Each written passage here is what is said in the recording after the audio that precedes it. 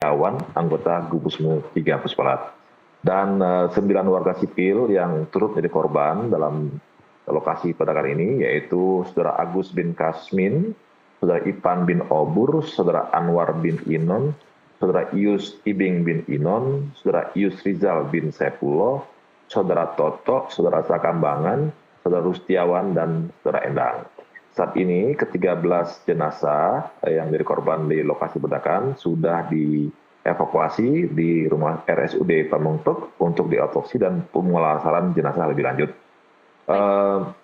Saat ini tentunya tim di lapangan sudah mulai mensterilisasi wilayah sehingga tidak ada anggota TNI ataupun masyarakat yang mencoba untuk mendekat ke lokasi ledakan karena dikhawatirkan masih adanya munisi-munisi atau sisa munisi api tadi yang belum meledak sampai tempat itu betul-betul dinyatakan aman oleh tim pengaman dari Puspalat. Ya. Kemudian lahan itu memang sudah lahan yang jauh dari pemukiman dan lahan itu memang biasa digunakan untuk peledakan untuk sisa munisi yang sudah aktif tadi. Dan lahan itu memang milik dari BKSDA Kabupaten Garut. Jadi memang masyarakat di sana sudah terbiasa mengetahui tentang adanya pengungsian tadi. Nah, hasil perkiraan awal analisa kita kenapa masyarakat ikut menjadi korban, kemungkinan besar bahwa setelah terjadi peledakan, mereka berbondong-bondong datang ke tempat lokasi ledakan untuk mengumpulkan logam-logam sisa dari munisi yang sudah diledakkan tadi. Karena kan memang itu bisa dijual, Mbak. Ada nilai jualnya kan sisa munisi, sisa serpihan dari granat, kemudian dari mortir yang sudah kadaluarsa yang sudah diledakkan. Nah, tentunya kita akan mendalami lagi kenapa peristiwa ini bisa terjadi, bahkan sampai kepala gudang munisinya, Kolonel CPL Antonius Herman juga ikut menjadi korban dalam peledakan munisi yang akhir. Demikian, Mbak. Baik, kami konfirmasi kembali Pak Christome bahwa artinya 13 korban, 13 orang yang tewas ini diantaranya adalah 4 anggota TNI, 9 diantaranya adalah warga sipil, seperti itu, betul? Ya, betul. Ya. Baik, apakah masih terdapat korban lainnya Pak sejauh ini yang masih dirawat secara intensif? Sementara data yang kami terima untuk yang meninggal dunia adalah 13 orang ini, terdiri dari 4 orang prajurit TNI, termasuk kepala gudangnya sendiri, dan 9 dari warga sipil. Berapa yang luka berat, berapa yang luka ringan, kami belum dapat data tersebut ya. Nanti akan kita cek lebih lanjut apakah memang ada yang luka berat atau luka ringan. Demikian. Baik. Tadi Anda katakan sebenarnya warga sudah mengetahui betul dan informasi yang kami dapatkan bahwa sebenarnya ini adalah menjadi satu kegiatan yang rutin sebenarnya dan sudah dilakukan sesuai dengan prosedur, yakni di luar atau di lapangan terbuka, dikatakan demikian. Yang memang banyak yang bertanya, apa yang menyebabkan kenapa ada warga sipil di sana? Kemudian tadi informasi dari warga dikatakan ada warga yang membantu atau yang dilibatkan dalam proses penggalian, benarkah atau tidak seperti itu Pak Christome?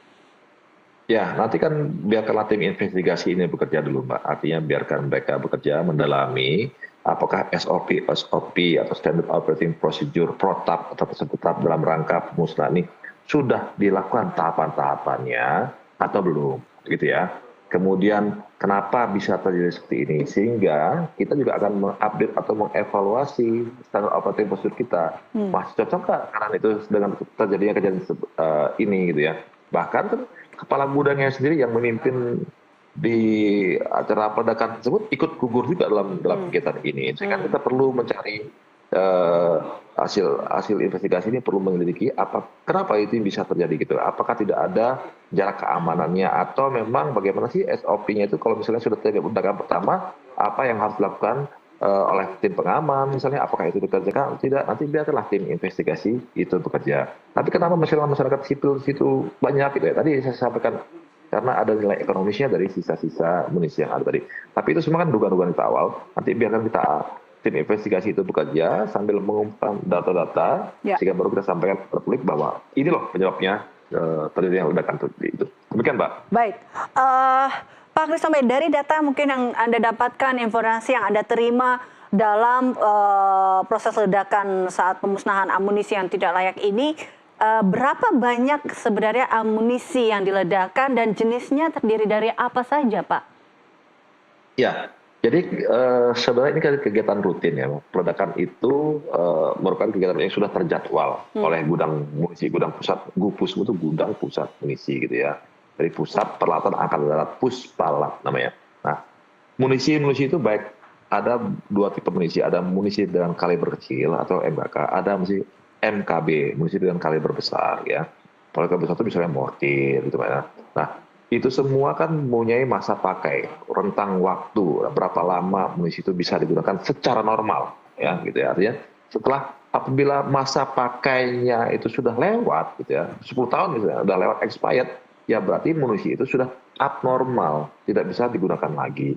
Meledaknya belum tentu cepat meledak, ya. Kemudian radiusnya juga tidak bisa kita perkirakan. Nah, jadi namanya sudah abnormal, sudah di luar masa pakainya, gitu. Makanya harus segera dimusnahkan. Setelah dihimpun di gudang, kemudian dimusnahkan. Nah, nanti kita cek lagi yang saat ini dimusnahkan itu munisi apa saja, berapa jumlahnya, berapa ribu misalnya munisi kaliber kecilnya, berapa banyak misalnya kaliber besarnya, berapa yang mortir, berapa yang granat, berapa yang kaliber 5,56, berapa yang 3,2, berapa kaliber 9. Nah, itu nanti yang akan kita investigasi lebih lanjut, Mbak, ke depannya, sehingga kita bisa umumkan. Saat ini kita masih mengumpulkan data-data tersebut. Demikian, Mbak, kira-kira.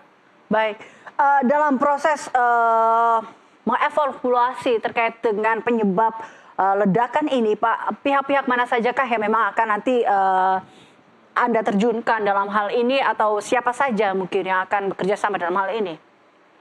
Ya, tentunya kan pasti tim Puspalat sendiri ya, Pusat Pelatihan Angkatan. Mereka lah yang core bisnya, yang tahu betul tentang teknis, tentang munisi, Mbak. Saya pun sebagai prajurit infanteri tidak tahu teknisnya gitu ya.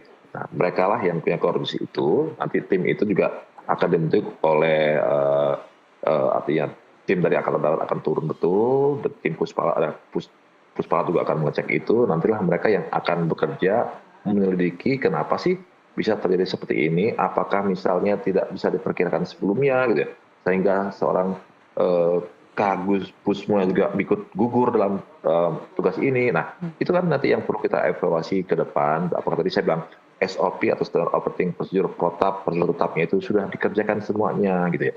Ada yang miss gitu ya. Apakah mungkin kedalaman tanah tadi masih kurang dalam atau nanti itu yang akan cek oleh tim investigasi, Mbak. Kita perlu bersabar. Saat ini kita masih berfokus untuk mengamankan area itu sehingga tidak ada lagi korban-korban tambahan sampai tempat itu dinyatakan steril. Kemudian kita juga berfokus untuk pemulasaran jenazah dari rekan kita yang sudah gugur tadi, termasuk dari masyarakat, untuk segera dimakamkan dengan tenang, dan kita juga berduka cita dan berbelasungkawa kepada keluarga yang bersangkutan. Demikian, Mbak, kira-kira. Baik, terkait tadi Anda katakan pengamanan, sterilisasi, artinya saat ini masih dilakukan seperti itu, Pak, atau sudah selesai dengan cara seperti apa? Apakah memberi garis batas aman untuk warga, atau ada yang menjaga di sana, seperti apa? Ya, tentunya kan kita mengisolasi daerah itu sehingga masyarakat tidak bisa masuk ke dalam radius tertentu gitu ya, Mbak ya, sesuai dengan jarak keamanan namanya. Jarak keamanan berapa sih kaliber paling besar di situ yang kita musnahkan, karena kaliber beda-beda jarak jangkauannya. Granat misalnya berapa meter, kemudian munisi mortir itu sekian ratus meter. Nah, itulah yang tahu tentang detail itu adalah orang Puspalat tadi, Mbak. Nah, makanya jangan sampai ada masyarakat yang terus masuk ke dekat karena kepo, pengen tahu, atau TNI yang juga pengen tahu, sehingga sampai dinyatakan tempat itu betul-betul aman. Nah, saat ini mereka masih bekerja, artinya masih terus mendalami itu, sambil terus nanti tim investigasi mulai menyelidiki kenapa hal itu bisa terjadi. Demikian, Mbak, yang bisa saya sampaikan hari ini. Baik, untuk proses penyelidikan sendiri targetnya akan berapa lama membutuhkan waktunya, Pak? Kenapa? Untuk target proses penyelidikan ini, untuk mendapatkan hasil evaluasi ini, kira-kira ada target berapa lamanya, Kak, Pak? Akan selesai? Saya kurang bisa mendengar tersebut, Mbak. Gimana ya? Bilangin, Mbak. Baik, untuk proses penyelidikan evaluasi kasus ini, kira-kira untuk mendapatkan hasil akhirnya, ini butuh berapa lama, Pak, prosesnya? Ya, as soon as possible, Mbak. Semakin cepat, semakin baik, tentunya kan. Nah, tapi kan tentu biarkan mereka betul-betul bekerja sehingga nggak ada yang miss di situ, gitu ya. Jadi ya biar terus mereka bekerja. Kalau seberapa lamanya kita berusaha secepat mungkin gitu ya. Tapi ya tidak tahu bagaimana tim itu bekerja, seberapa efektif, seberapa cepat mereka harus bekerja mengumpulkan data tadi. Demikian Mbak ya. Baik, baik. Baik. Pak Christomey, informasi yang Anda terima atau yang Anda dapatkan bahwa kalau kita kembali lagi berbalik mundur bahwa katakan ini adalah kegiatan yang rutin, masyarakat pun sudah mengetahui terkait dengan kegiatan ini, bahkan lokasi ini pun dikatakan juga sudah menjadi lokasi yang biasa dilakukan atau menjadi tempat. Sejak kapan Pak sebenarnya ini? Nanti saya cek dulu Mbak ya, Oke. itu tempat itu sudah sejak tahun berapa digunakan untuk lokasi peledakan. Jadi saat ini data yang kami terima baru itu, nanti biarkan tim investigasi bekerja sehingga data yang detail bisa kita sampaikan lebih lanjut. Demikian Mbak. Baik. Bagaimana dengan korban Pak saat ini? Kita tahu ada tadi Anda katakan 13 korban jiwa, diantaranya 4 diantaranya anggota TNI dan 9 warga sipil. Untuk baik kompensasi dan bagaimana ke depannya ini akan seperti apa Pak? Untuk otopsi mungkin datanya? Ya pasti, kita tadi sudah sampaikan bahwa dibawa ke RSUD Palembang itu dalam rangka diotopsi dan dalam rangka pemulasaran jenazah, gitu ya Mbak ya. Karena sudah sampaikan di awal. Nah nanti apa hak-hak yang harus diberikan kepada mereka? Ya tentunya itu sudah ada tim sendiri yang bekerja, ada pers atau staf personel dari TNI, sudah pasti akan mengurus itu hak-hak apa saja sih yang harus dimakan oleh prajurit yang gugur dalam tugas, termasuk misalnya dengan masyarakat sipil apa sih yang bisa dibantu oleh pihak teritorial atau kewilayahan kepada masyarakat. Demikian saya rasa Mbak. Baik, baik. Terima kasih Majen TNI Christomey Sianturi, Kapuspen TNI telah bergabung bersama kami dalam Breaking News NTV tentunya dalam hal ini untuk memberikan informasi terkait dengan ledakan yang terjadi saat pemusnahan amunisi tidak layak di Garut, Jawa Barat. Terima kasih Pak Christomey. Ya pemirsa, kami masih akan kembali usai jeda, tetaplah bersama kami dalam Breaking News NTV.